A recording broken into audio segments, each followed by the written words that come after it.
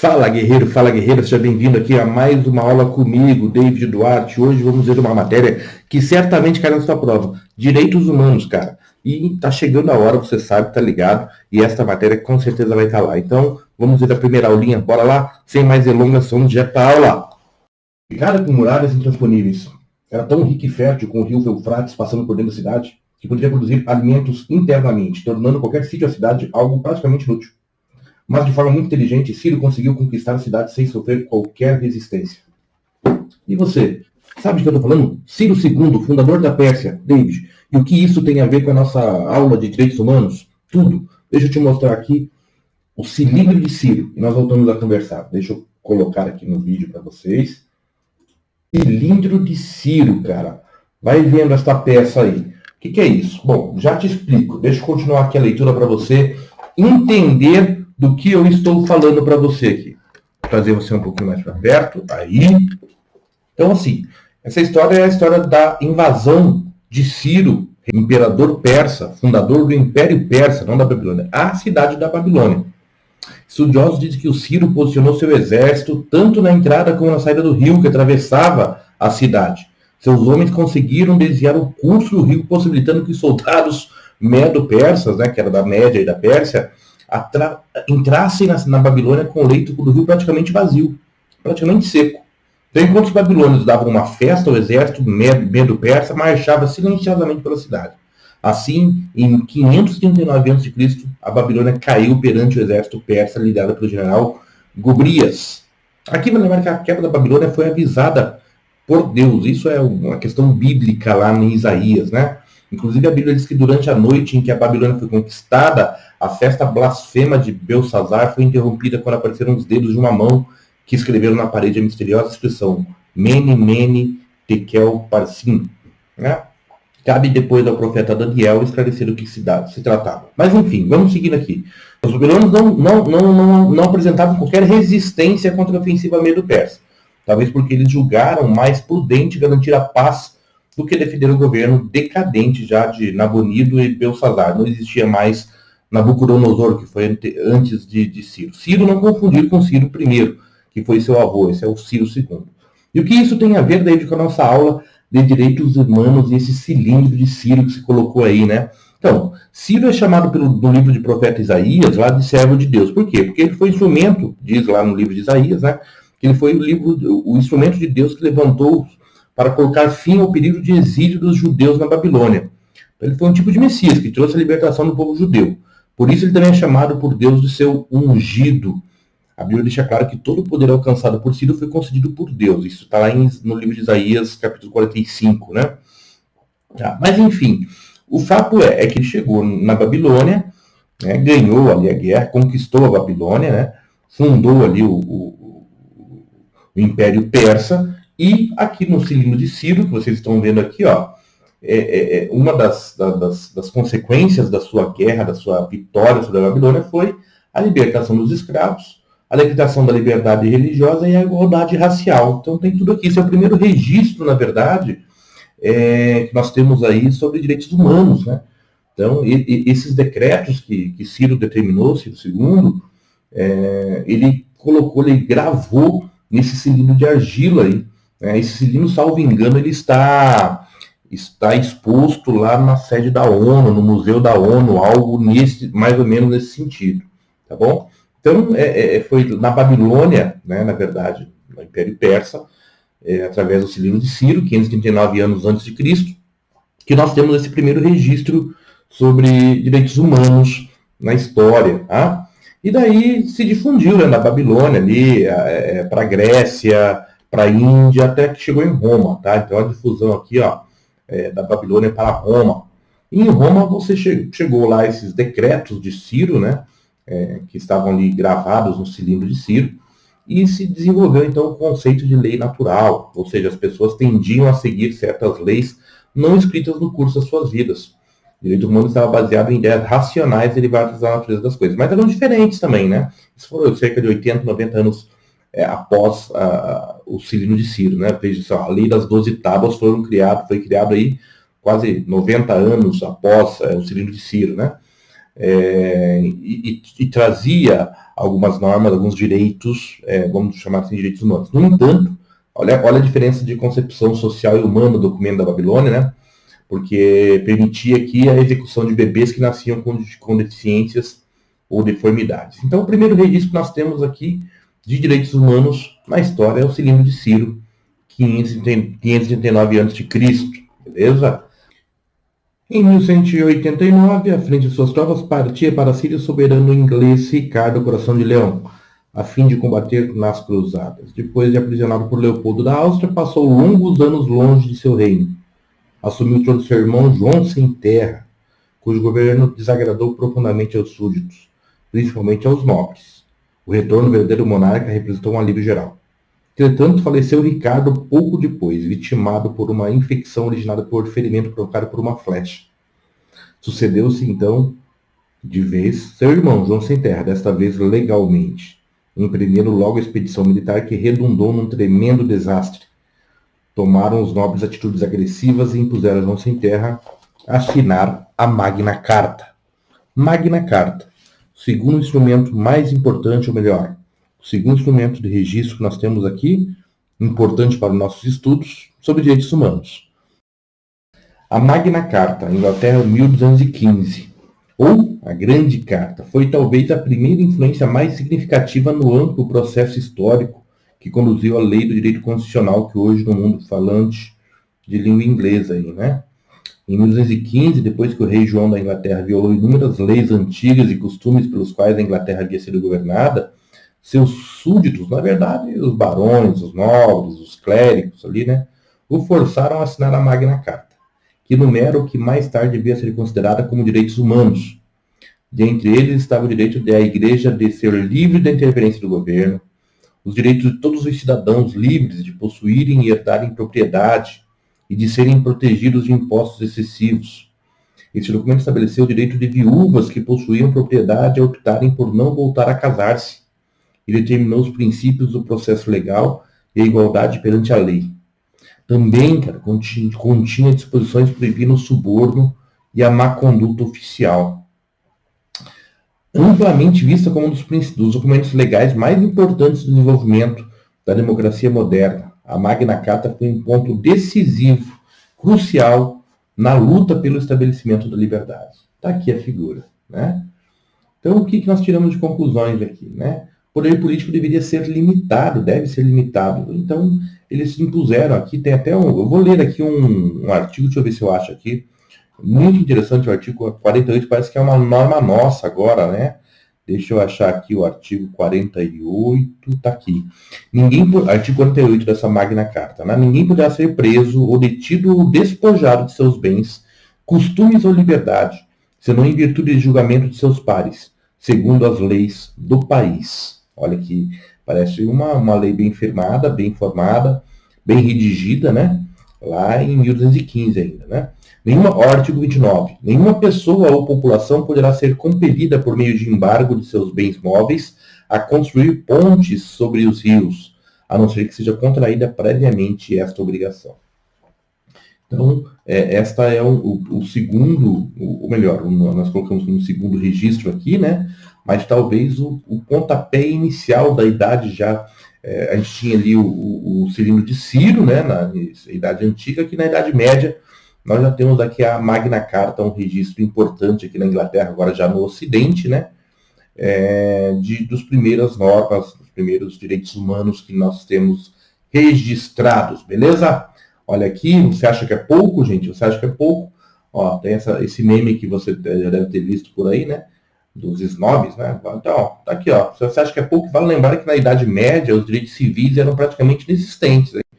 O ordenamento social era claramente dividido entre classes socioeconômicas, que destacavam a noção de que as pessoas não eram iguais entre si e que, consequentemente, não poderiam ser redigidas por leis iguais. Então, esse é o segundo registro, né? Vimos aqui o primeiro, Cilindro de Ciro.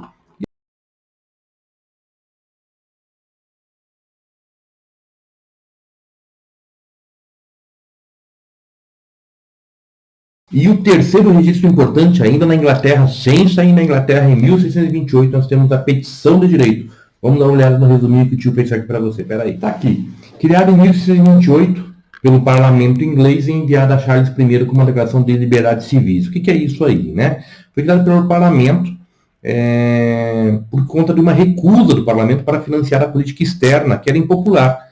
Uma política externa impopular do rei que levou seu governo a exigir empréstimos forçados e alojar tropas nas casas dos súditos, como medida econômica, né? Então ali tinha detenção arbitrária e aprisionamento por oposição a essas políticas.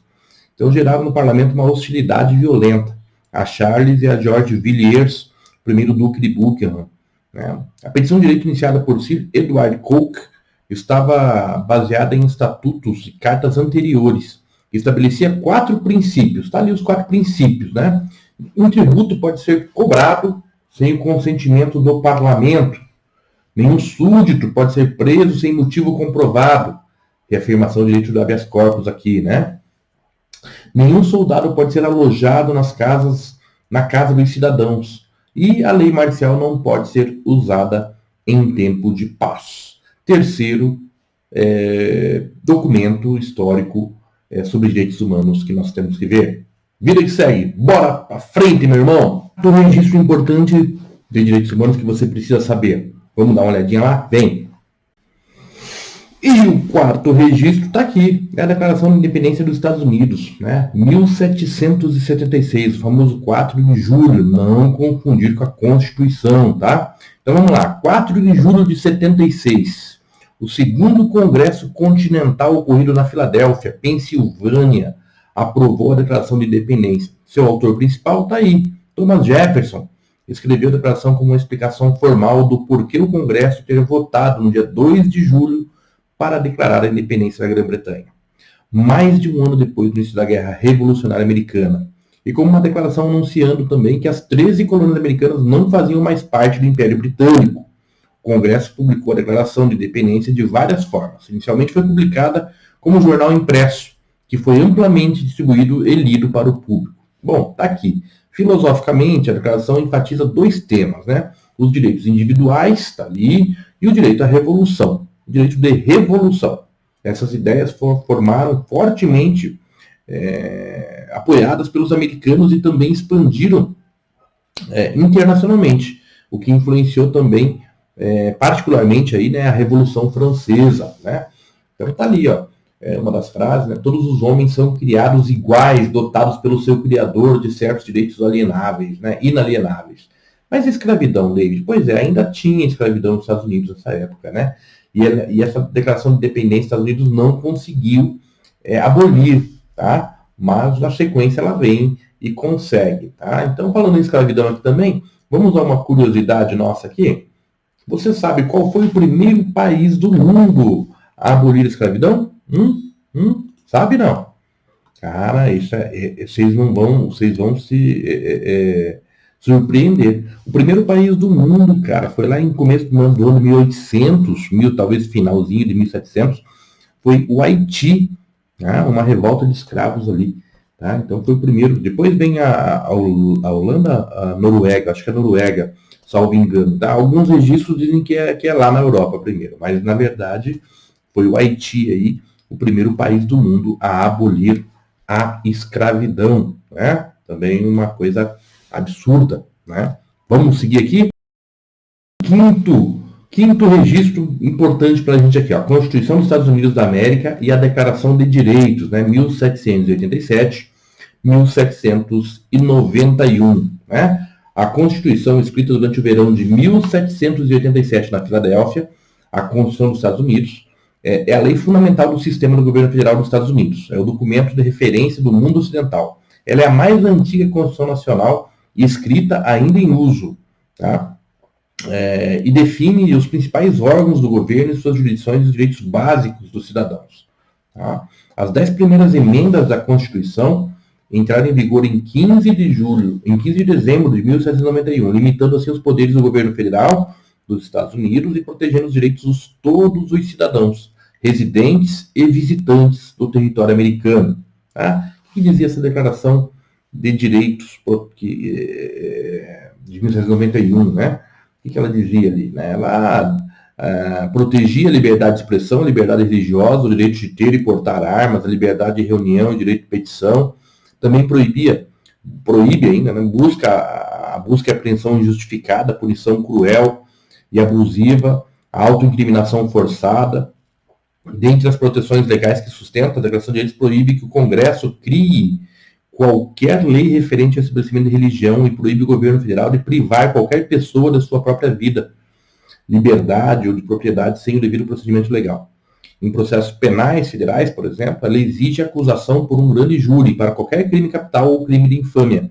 Garante o julgamento público rápido, com um júri imparcial, no distrito onde o crime tenha acontecido. E proíbe também a dupla penalização. Essa é a Constituição dos Estados Unidos da América, né, o registro, e a Declaração de Direitos. Tá bom? É isto. Vamos seguindo aqui para mais um registro histórico dos direitos humanos. E o sexto registro importante para a gente aqui no nosso estudo, no contexto histórico, é a Declaração dos Direitos do Homem e do Cidadão de 1789. Por favor, gente, não confundir com a Declaração Universal dos Direitos Humanos, tá bom? Isso aqui é da França pós-Revolução Francesa. Então tá lá, 1789, o povo francês promoveu a abolição da monarquia absoluta e abriu caminho para o estabelecimento da Primeira República Francesa. Apenas 6 semanas após a tomada da Bastilha e quase 3 semanas depois da abolição do feudalismo, a Declaração dos Direitos do Homem e do Cidadão foi adotada pela Assembleia Nacional Constituinte. E ela dizia ali, basicamente, a liberdade, propriedade, segurança e resistência à opressão, e a lei, né, escrita como uma expressão da vontade geral. Tem aquela questão dos contratualistas, né? Aqui é influenciado aqui pelo iluminismo, as revoluções também, enfim. Tá? Este é o sexto registro, e olha que interessante que eu vou falar agora, né? Da Revolução Francesa, estudamos bastante nos bancos escolares também, né? Liberté, égalité, fraternité, e daí nós temos aqui a história de Olympe de Gouges, né? Que é uma opositora política na época lá, né? Ignorava, por quê? Porque o sistema político ignorava os direitos das mulheres. Então ela foi, em 1791, ela propõe uma declaração de direitos da mulher e da cidadã, para igualar-se a outra que já existia do homem ali, né? Que se fosse aprovada pela Assembleia Nacional. Girondina, então, ela se opunha abertamente a Robespierre. E o que acontece com ela? O que acontece? Acaba por ser guilhotinada em 1793, condenada como contra-revolucionária e denunciada como uma mulher, abre aspas aí, desnaturada. É isso. Registros aqui importantes também, que a gente tem, vale ressaltar, né? O sétimo ali, a primeira Convenção de Genebra, de 1864, que tratava na Suíça, os países se reuniram para tratar sobre como que iam resolver a questão dos soldados feridos em combate, né? A 13ª emenda da Constituição Americana, de 64 também, todo mundo já viu em filmes por aí, né? Proíbe a escravidão e os trabalhos forçados. A Lei Áurea no Brasil, de 1888, que aboliu a escravidão, que foi o último país da América a tomar essa atitude, né? E a Declaração dos Direitos do Povo Trabalhador e Explorado, de 1918, pela Revolução Russa. E daí nós chegamos aqui na Declaração Universal dos Direitos Humanos. Atenção, asteriscos, aranhas caranguejeiras, como diria uma professora de Direito Constitucional que eu tive na faculdade, em cima deste tópico, né? Que nós vamos nos debruçar com mais tempo para falar sobre ele. Mas, enfim, em 48, então, ocasionada principalmente pela tragédia humanitária ocorrida pela Segunda Guerra Mundial, 39 a 45, né? Os genocídios ali, que transcenderam realmente o campo das batalhas, né? Judeus, crianças, mulheres, negros, homossexuais, idosos, camponeses, enfim, várias etnias ali também que foram massacradas, né, pelo regime nazista. Então, o objetivo dessa Declaração Universal era estabelecer um consenso universal de que todos os seres humanos têm o direito de viver, sem ressalvas, independente de onde morem, que línguas falem, qual condição social possuam, ou quaisquer outras características, né? Isso é de 48, gente, de 48.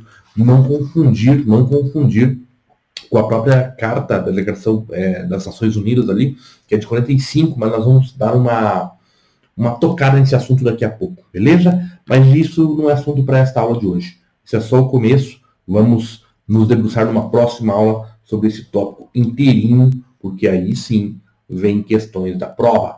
Um abraço! E aí, curtiu? Gostou da aula? Não? Acha que isso aí não cai na tua prova? Nada a ver, isso aí não cai nada na minha prova. Vamos dar uma olhada? Cara, entender o contexto muitas vezes evita que você precise decorar número de leis, textos. Quer ver? Eu vou te provar isso. Vamos dar uma olhadinha aqui numa questão que eu separei para você de concurso. Tá aqui. Bora treinar então. Bora lá. Vamos ver o que tem aqui.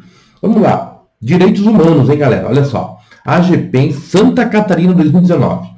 A teoria das gerações ou dimensões dos direitos humanos expõe perspectivas desses direitos que incluem em cada geração ou dimensão determinados direitos e princípios.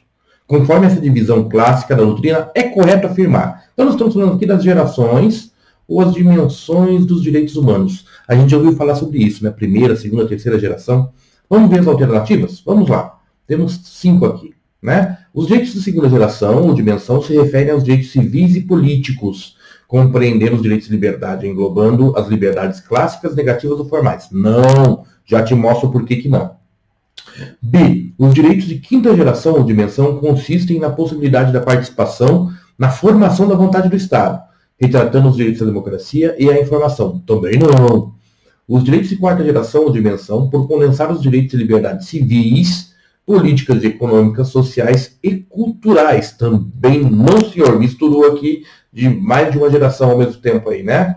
Os direitos de terceira geração ou dimensão, por juntar os direitos que existiam digitalmente, o direito à reputação e igualdade digital. Isso é mais para a quarta geração, tá?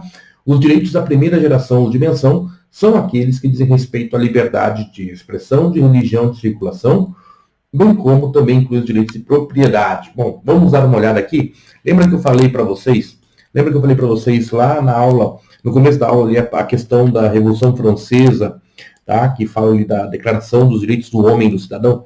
Eu falei lá, liberté, égalité, fraternité, tudo a ver aqui, os direitos de primeira e segunda geração. Mas vamos entender isso aqui desde o começo da aula. Vou mandar aqui de volta para o documento, para a gente voltar lá no começo da nossa aulinha, direitos humanos, o que são, para que servem, a quem se aplicam, né? Um breve histórico. O Cilindro de Ciro, lembra? Nós falamos aqui da libertação dos escravos. Opa, já fiz cagada aqui, vamos converter aqui. Liberdade religiosa, né? Igualdade racial, então libertação, liberdade, tá? Vai vendo aqui. Aí fomos aqui para a Magna Carta, né? O Rei Sem Terra, João Sem Terra, ali, ó. Igreja livre, liberdade, propriedade, né? Então, vai vendo o que está se repetindo aqui, né? O poder político deve ser limitado, eram os nobres reclamando da nobreza, de muitos impostos, de pegar suas casas para dar para os soldados dormirem para economizar. Lembra que nós falamos sobre isso? Aqui na Inglaterra, né?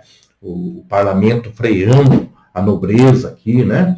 Então, veja, nenhum tributo para ser cobrado sem consentimento, enfim, alojado na propriedade dos cidadãos, né? Ó, tá aqui. Então, liberdades civis, olha, vai vendo, né?